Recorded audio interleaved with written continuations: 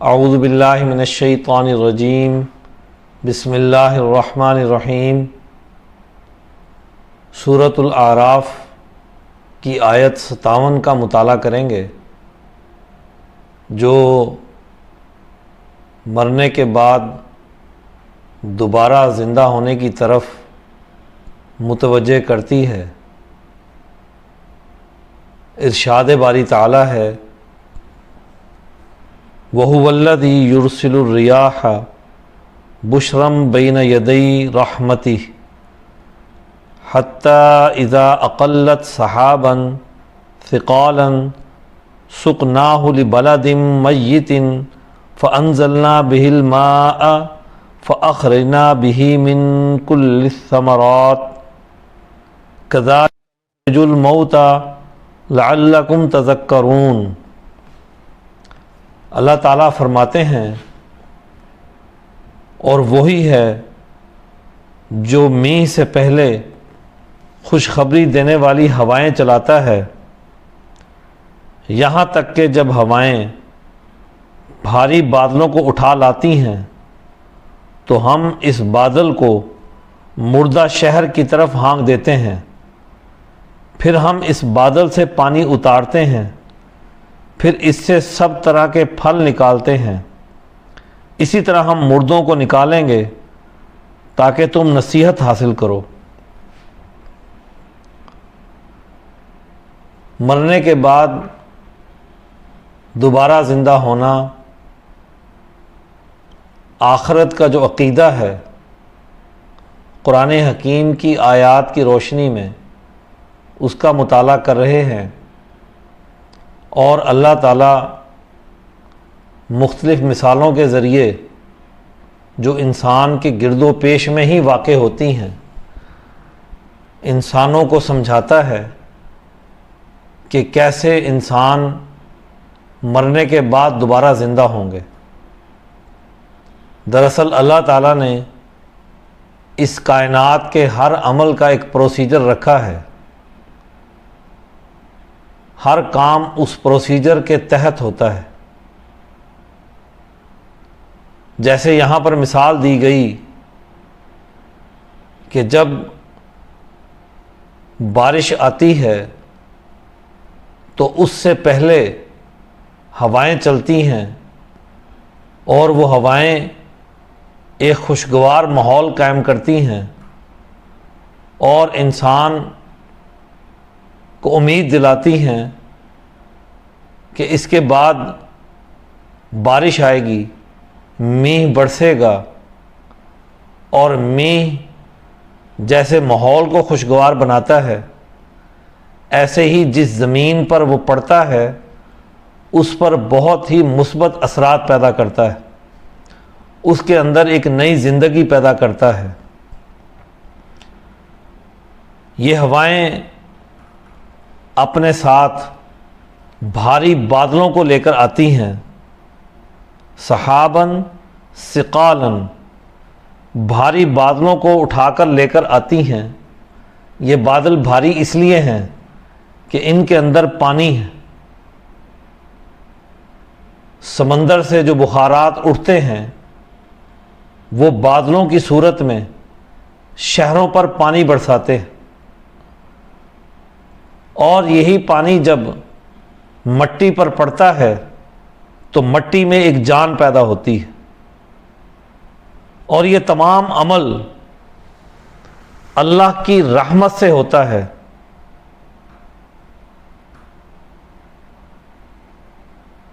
اور اللہ کی رحمت کے نتیجے میں پھر وہ پروسیجر چلتا ہے جو اللہ تعالیٰ نے اس دنیا کے لیے طے کیا، کہ جب وہ پانی برستا ہے، وہ میگھ برستا ہے، مٹی میں جو بیج موجود ہوتا ہے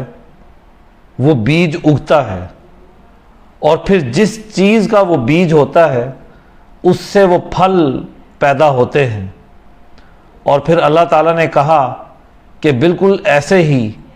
جب انسان مر جائیں گے تو ہم انسانوں کو زندہ کریں گے، انہی مردوں میں سے انسانوں کو زندہ کریں گے۔ دیکھیے یہ جو پھل یا میوہ کسی پودے سے یا درخت سے پیدا ہوا تو یہ بھی کل کسی پودے سے ایک بیج نکلا. اب یہ بیج زمین کو تیار کر کے اس میں ڈالا گیا، اس میں رکھا گیا، اور پھر اس پر جب بارش پڑی تو پھر یہ اس کے نتیجے میں یہ اگا. یہ اپنے جو اس کی حیت تھی اس پودے کی وہ اس نے اختیار کی، اور پھر جب اس کا موسم آیا تو اس نے وہ پھل نکالا جس پھل کا یہ بیج تھا. تو ایسے ہی جیسے یہ بیج مردہ تھا، اس کے اوپر پانی پڑا، میਂਹ برسا اور اس سے پھل نکلا، تو ایسے ہی جب کل کو سور پھونکا جائے گا اور اس مٹی پر وہ بارش برسے گی تو یہ تمام مردہ اس مٹی سے نکلیں گے اور اللہ کی طرف دوڑیں گے، وہ قیامت کا عمل برپا ہوگا. تو ایسے ہی زندگی کے تمام عملوں میں ایک پروسیجر ہے، ایک عمل ہے. یہاں پر یہی بات کہی گئی لِبَلَدٍ، جب یہ بادل شہروں کی طرف، مردہ شہروں کی طرف جاتے ہیں. بالکل یہ بات درست ہے کہ جب انسانوں کے آباد شہر، ان کے اندر سے انسانیت نکل جائے، محض چلتے پھرتے لوگ ہوں لیکن ان کے اندر انسانی درجے کی کوئی چیز نہ ہو، محض مفادات کے تعلقات بن جائیں، انسانوں کی فلاح و بہبود، انسانوں کے حقوق کا نظام وہاں پر توڑ دیا جائے، ان کی اجتماعیت کو توڑ دیا جائے، ان کے گھریلو نظم و نسق کو توڑ دیا جائے، ان کی تعلیم و تربیت کے نظام کو نقصان پہنچا دیا جائے، اور تعلیم صرف دولت کمانے کا نام بن جائے، تو پھر وہ شہر بھی مردہ ہو جاتے ہیں. اور ان مردہ شہروں کے اندر بسنے والے انسانوں کو زندہ کرنے کا یہی طریقہ کار ہے کہ جیسے بارش برسی اور اس بارش نے برس کر مٹی کے اندر ایک قوت پیدا کی، ایک حیات پیدا کی، اور اس کے اندر جو پڑا ہوا بیج تھا اس نے اس مٹی کے ساتھ مل کر اس بیج نے اپنا پودا بنایا. تو بالکل ایسے ہی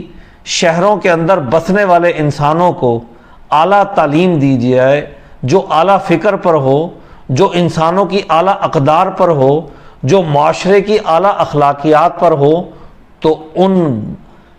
اکٹھے رہنے والے انسانوں، ان شہروں کے اندر بھی ایک قوت اور ایک جان پیدا ہوتی ہے، اور پھر وہ دوبارہ زندہ ہوتے ہیں. ان کے اندر انسانی اخلاق دوبارہ زندہ ہوتے ہیں، ان کی اخلاقی قدریں پروان چڑھتی ہیں، ان کے اقدار آگے بڑھتی ہیں، اور اس کے نتیجے میں انسانی حقوق کا نظام پیدا ہوتا ہے، انسانی مساوات کا نظام پیدا ہوتا ہے. ایسے ہی جب کل کو جب ایک وقت آتا ہے، ہر ایک انسان اپنے وقت مقررہ پر مر جاتا ہے، تو ایک وقت آئے گا کہ قیامت برپا ہوگی، یہ تمام انسان مر جائیں گے، اور پھر اللہ تعالیٰ ان کو دوبارہ اٹھائیں گے. جیسے یہاں مثال دی گئی کہ بارش برسی، بیج اگا اور اس نے اپنا پھل دیا، وہ بیج بالکل بے جان تھا. تو ایسے ہی یہ انسان جو مر چکے تھے، بے جان تھے، تو ان کے اندر دوبارہ جان پیدا ہوگی اور یہ اللہ کے حضور حاضر ہوں گے. یہی قرآن حکیم بار بار ہمیں سکھاتا ہے کہ اس آخرت پر یقین رکھو، اور اس آخرت کی یقین کے اصول پر اس دنیا کی زندگی بناؤ.